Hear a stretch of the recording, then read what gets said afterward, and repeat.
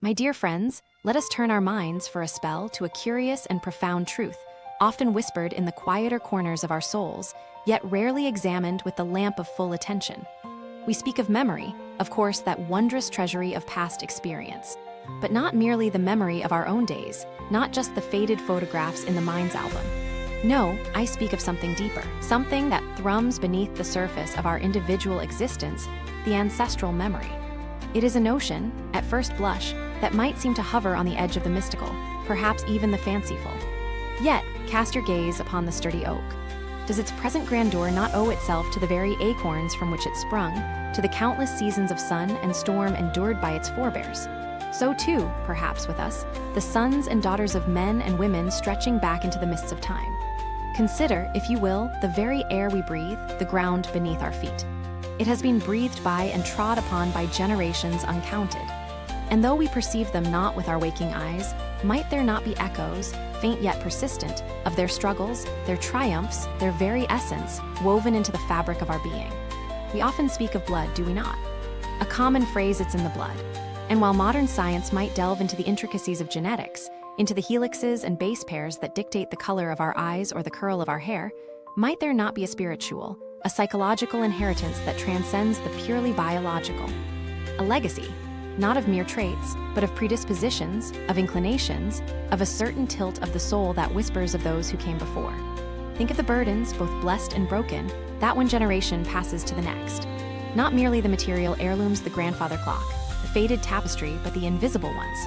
The courage that faced down adversity, perhaps in a distant war or a silent struggle against poverty, might manifest as an inexplicable resilience in us. The artistic bent of a great-grandmother, long unfulfilled, might stir within a modern descendant an irresistible urge to paint, to compose, to create.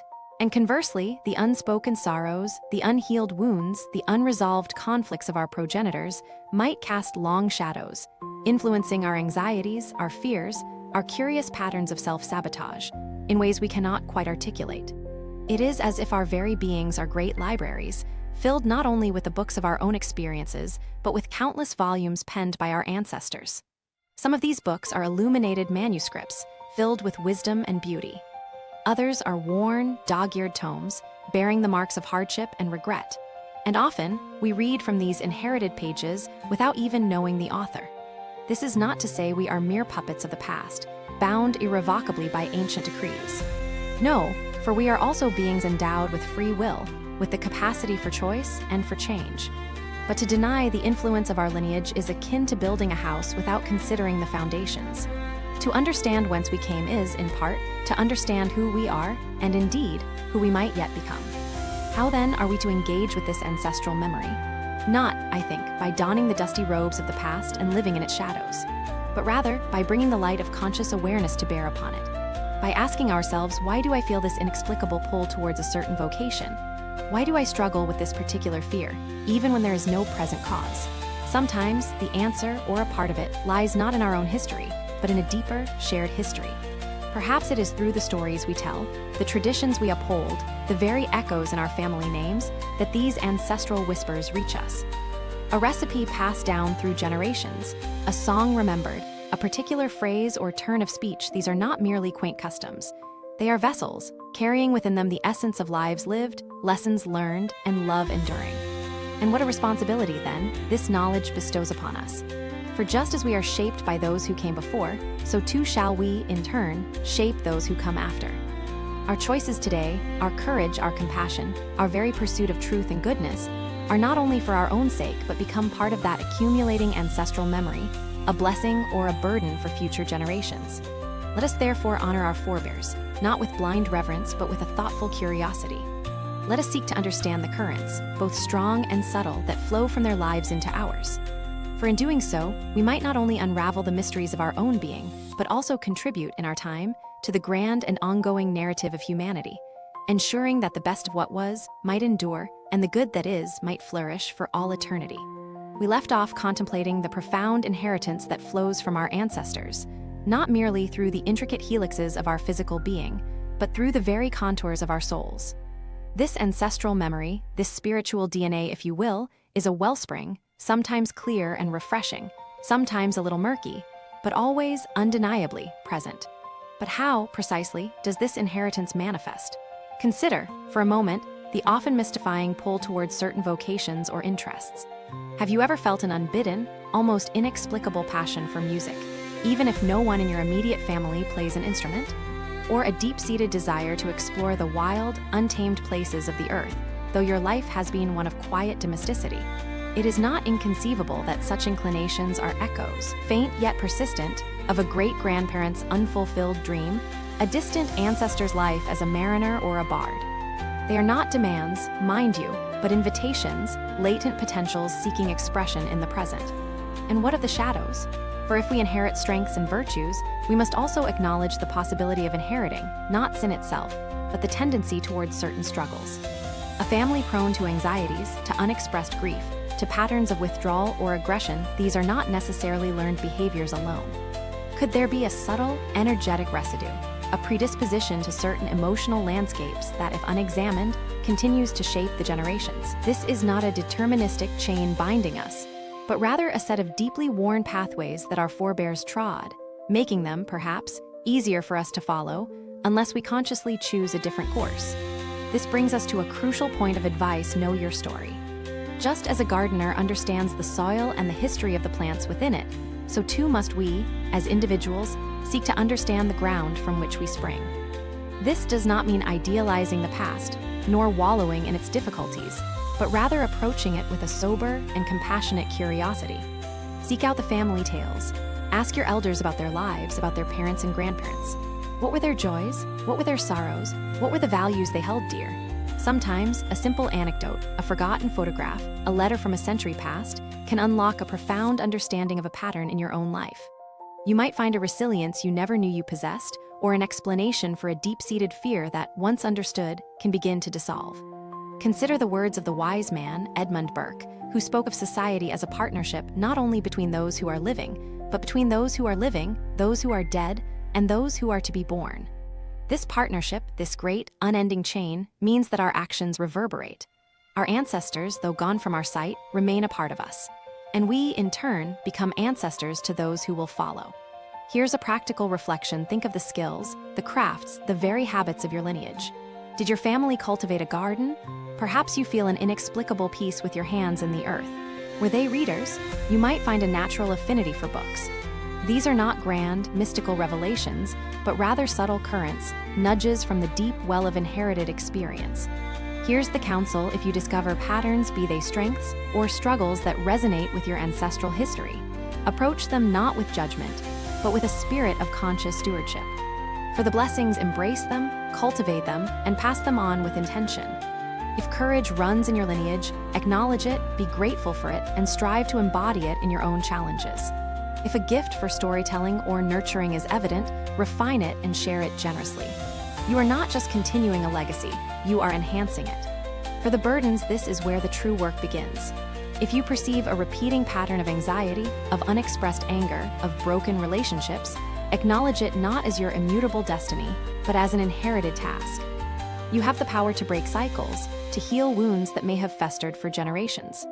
This is perhaps one of the most profound acts of love you can offer, not only to yourself, but to your past and future kin. By confronting and transforming these inherited struggles, you are, in a very real sense, liberating not only yourself, but also those who came before, and laying a healthier foundation for those yet to be born. It is a form of spiritual alchemy. Think of the enduring wisdom of many ancient cultures who meticulously tracked their genealogies, not out of mere pride, but out of a deep understanding of continuity and responsibility.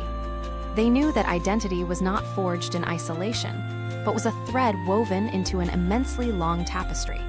So let us carry this awareness with a measure of grace and diligence. Our ancestors are not ghosts to be feared, nor idols to be worshipped, but rather a part of the greater narrative to which we belong. By understanding their journeys, we illuminate our own path, and by living our lives with integrity and conscious choice, we offer a future illuminated by the light of the past's lessons and the promise of new growth. For the great river of lineage flows ever onward, and we are, each of us, both its product and its steward. Sure, let's continue to explore the fascinating topic of ancestral memory, incorporating advice, quotes, examples, facts, and further reflections in the distinctive voice of C.S. Lewis. Clive Lewis, we have spoken of the invisible threads that bind us to our ancestors, of the echoes of their joys and sorrows within our own souls. But let us now consider the practical implications of this profound connection and how we might, with wisdom and intention, navigate this inherited landscape. One might ask, if these influences are so deeply woven, are we truly free? Is there not a danger of becoming mere puppets of the past, forever beholden to the triumphs or traumas of those long gone? To this, I would offer a resounding no. For though the river of lineage carries us, we possess the unique gift of consciousness, the rudder of free will. We are not simply the products of our past, but the stewards of our present and the architects of our future. Consider a reflection offered by the great Carl Jung, who spoke of the collective unconscious, a reservoir of experiences and images common to all humanity, inherited not individually but universally. While Jung's concept casts a wider net, it lends credence to the notion that we are connected to a deeper, inherited wellspring of human experience. Our ancestral memory, then, might be seen as a more personalized tributary of that vast collective river, carrying specific family patterns and archetypes. So the advice here is twofold: acknowledge, then discern. Firstly, acknowledge. To deny the influence of our lineage is like sailing a ship without a chart of the currents. It may lead us unwittingly into shoals or away from favorable winds. Take the time to ponder. Are there recurring themes in your family history? Perhaps an unusual degree of resilience in the face of hardship, or a persistent struggle with communication? Do certain emotional responses feel disproportionate to the present circumstance, almost as if they are echoes of a larger, older grief or anger? Are there unexplained affinities or talents that seem to spring forth from nowhere in your life? These questions are not idle curiosities. They are lanterns illuminating the hidden chambers of your ancestral inheritance. Secondly, discern. Once you acknowledge these patterns, you must then discern their nature. Is this an inherited strength that ought to be cultivated and honored? Or is it a burden, a shadow, that demands courageous transformation? Let me offer an example. Imagine a family lineage marked by immense stoicism, a grim determination to get on with it no matter the cost. On the one hand, this is a tremendous strength, resilience, fortitude, and unwillingness to yield to adversity.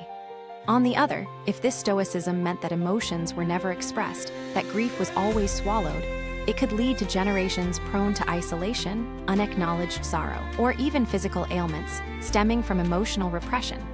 In such a case, the discernment would be to honor the resilience, to admire the fortitude, but also to recognize the shadow side.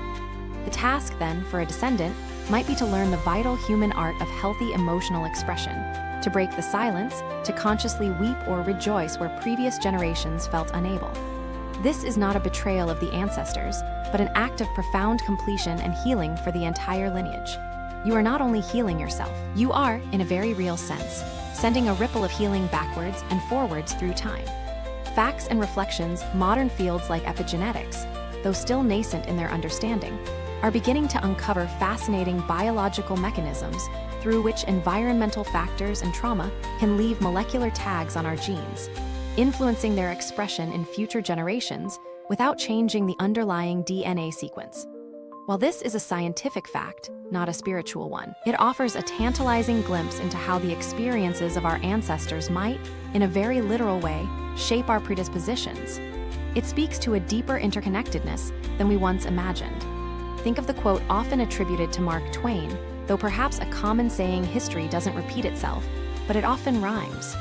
Ancestral memory is precisely that, a rhyme. Not an exact repetition, but a resonance, a familiar cadence in the rhythm of our lives. We have the unique opportunity to change the melody of that rhyme, to introduce new harmonies, to resolve dissonances. My dear friends, this journey into ancestral memory is not a morbid dwelling on the past, but an empowering expedition into self-knowledge. It is about understanding the currents that flow through us so we may better pilot our own vessel. It is about recognizing the shoulders upon which we stand, allowing us to reach higher. And it is about taking up the sacred responsibility of our place in the long, unbroken chain of humanity, to receive wisely, to transform bravely, and to give generously, ensuring that the legacy we pass on is one of ever-increasing light and liberation. For in this profound interplay between the past that shaped us and the future we are shaping, lies one of the great mysteries and privileges of human